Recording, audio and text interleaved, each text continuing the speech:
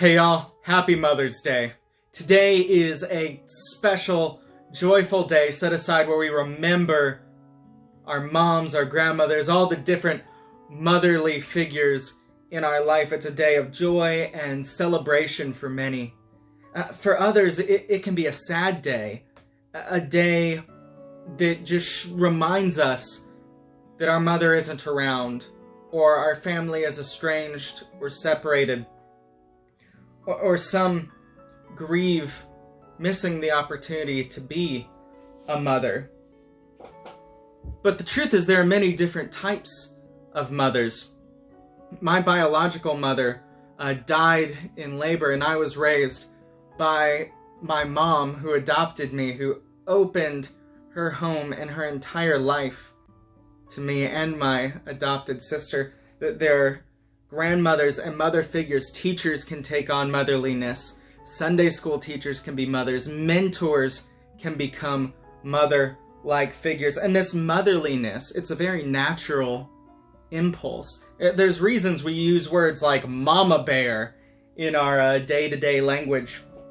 It's also a collective impulse. You can find the spirit of motherliness in caring and nurturing communities. In fact, the 3rd century Christian leader Cyprian was remembered saying, "You can't have God as your father without the church as your mother."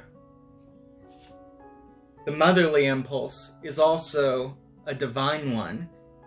In the opening passages of Scripture in Genesis, we see God as the source of all new life in the universe. In Hosea chapter 11, God is described as mother. In Hosea 13, God becomes a mama bear. In Deuteronomy 32, God is described as a mother eagle. In Deuteronomy, that same chapter, God is described as giving birth to new things. In Isaiah 66, God comforts the people the way a mother comforts a distraught child. In Isaiah 49, God is compared to a nursing mother. Job 38 reminds us that God is the mother of all creation. Psalm 131 uses the image of mother again for the divine. Jesus in Matthew 23 and Luke 13 says Jesus is like a mother hen who gathers her children to herself. But it gets even deeper than this. All throughout the Bible, one of the central characteristics of God is God's compassion. The Hebrew word most commonly used for this compassion is raham. The raham of God, the compassion of God. But raham also means womb.